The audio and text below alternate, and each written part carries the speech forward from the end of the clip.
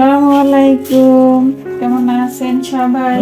আশা করছি প্রিয় ভাই বোনেরা ও দিদিমণিরা কাছে কিংবা দূরে, দেশ কিংবা দেশের বাহিরে যে যেখানে আছেন ভালো আছেন এবং সুস্থ আছেন। আলহামদুলিল্লাহ, আমিও আপনাদের দোয়ায় ও ভালোবাসায় বেশ ভালো আছি। এই তো আপনাদের মাঝে আবার হাজির হয়ে গেলাম নতুন দিনের নতুন একটা ভিডিও নিয়ে। আশা রাখতেছি আমার আজকের ভিডিওটিও আপনাদের কাছে ভালো লাগবে ইনশাআল্লাহ।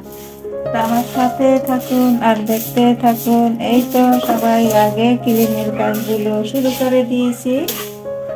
একটা মোটামুটি সবকিছুই কিন্তু প্রতিদিনই ক্লিন করে নিতে হয়, কারণ কি আমরা যতই ক্লিন করি দেখা যায় কি কাগজপত্র ছেঁড়া বা বালি বালি কেমন যেন একটা ভাব থাকে। সেই জন্য প্রতিদিনের কাজগুলো কিন্তু প্রতিদিনই করতে হয়, আর এটাই স্বাভাবিক। আর এখন তো ধুলাবালির দিন এসেই গেছে, আর আমার বাসার পাশে যেহেতু কাজ চলছে সেই জন্য বেশি একটু ধুলাবালি চলে আসে। তাই তো শুরু করে দিলাম মেয়ের রুম থেকে। এই তো মেয়ের বই খাতা, মেয়ের টেবিল এইসব কিছু গুছিয়ে অন্য রুমে চলে যাব। এই হচ্ছে আমাদের মতো গৃহিণীদের কাজ। এগুলো কিন্তু আমাদের নিত্যদিনেরই কাজ।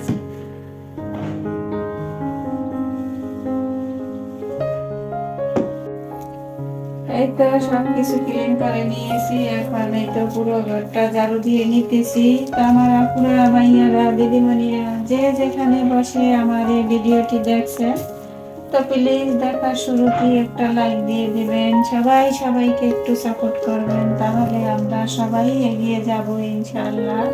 কেউই পিছিয়ে থাকবো না।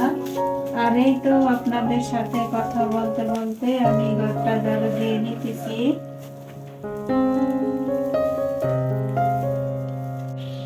এই তো পুরো ঘরটা ঝাড়ু দিয়ে এখন কিচেনে চলে এসেছি। তো ডালগুলো কিন্তু আমি ভোরে ভিজিয়ে রেখেছি ফজরের নামাজ পরে। এখানে আছে কিছু মশারি আর খেসারি ডাল, আমি একত্রে ভিজিয়ে নেই পেঁয়াজু করার জন্য। তো এখন ডালগুলো ভালো করে ধুয়ে নিচ্ছি। তো এখন বাজে প্রায় 12টা বেজে গেছে।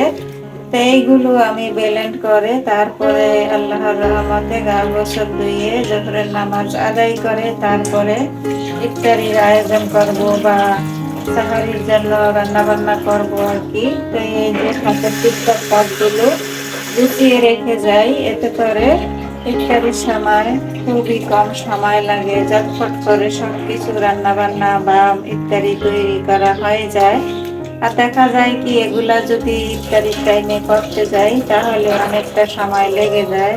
সেজন্য আমি সবসময় চেষ্টা করি যে দুপুরে গোসলের আগে, জোহরের নামাজের আগে এই যে হাতের টুকটাক কাজগুলো গুছিয়ে রেখে যাই যদি কিছু করার বাকি থাকে।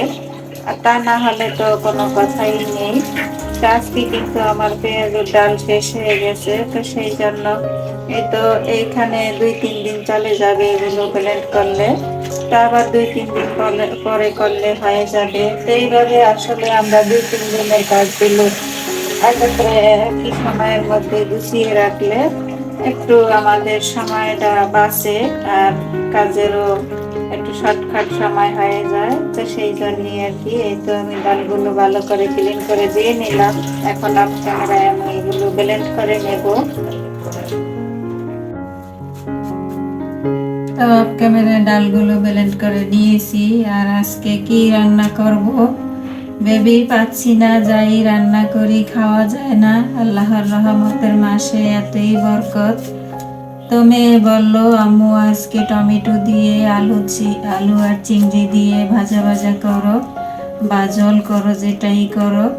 তোর কথা ভেবে এই তো আলু মোটা মোটা করে কেটে নিয়েছি। এই তো আর এখন এই টমেটো কেটে নিতেছি। আসলে কি রমজান মাসে যতই অল্প রান্না করি না কেন কিন্তু অনেক হয়ে যায়, আর দেখা যায় কি ইফতারির পরে ইফতারি করি পেট ভরে যায়, আর তেমন ভাবে ভাত খাওয়া হয় না। আমাদের তো সন্ধ্যা রাত্রে ভাত খাওয়া হয় না, আমরা শুধু একবেলাই সাহারি খাওয়া হয়। তো সেই জায়গা থেকে তারপরও কেন জানি অল্প করে রান্না করলো থেকেই যায়, ভাত থেকে যায়, তরকারি থেকে যায়। আর ভাত তো খেতেই মন চায় না, তারপরও তো রান্না করতে হয়, তাই না? প্রতিদিনই কিছু না কিছু থেকে যায়। তাই তো আপনাদের সাথে কথা বলতে বলতে টমেটো গুলো কেটে নিয়েছি, পেঁয়াজ কেটে নিব, কাঁচামরিচ কেটে নিব, সব কিছু গুছিয়ে রেখে তারপরে এই তো গোসলে চলে যাব। তো এভাবে আমরা জোহরের নামাজের আগে সব কিছু গুছিয়ে রাখলে রান্নার সময় কাজগুলো অনেক সহজ হয়ে যায়। এই তো এখন পেঁয়াজ কুচি করে নেব।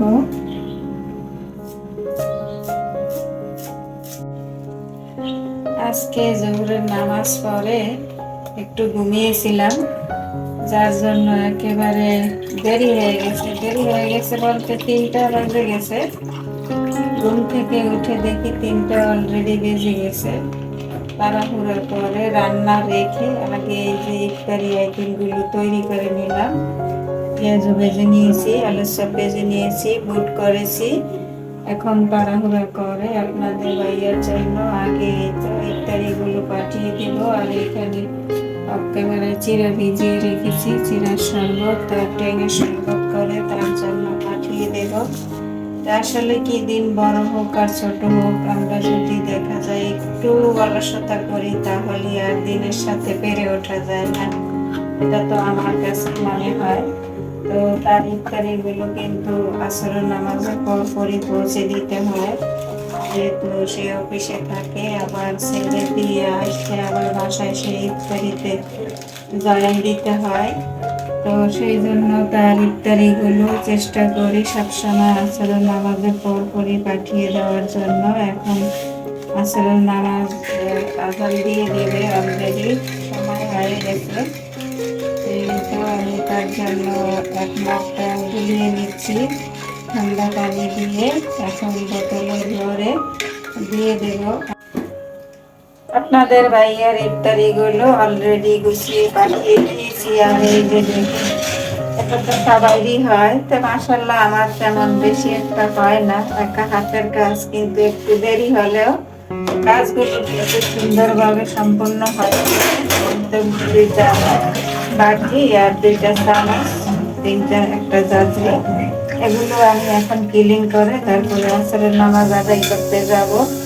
আসরের নামাজটা আদায় করে তারপরে তাহারিরা জন্য রান্না বসিয়ে দেব। তো এই হচ্ছে আমাদের গৃহিণীর কাজকর্ম, একা হাতে কিন্তু সব দিকে সামাল দিতে হয়। আর আজকে একটু আরাম করতে গিয়ে এখন আমার অনেকটা প্রেশার পড়ে গেছে। তো আমার ভিডিওটি আজ এই পর্যন্তই, দেখা হবে আবার অন্য কোনো ভিডিওতে।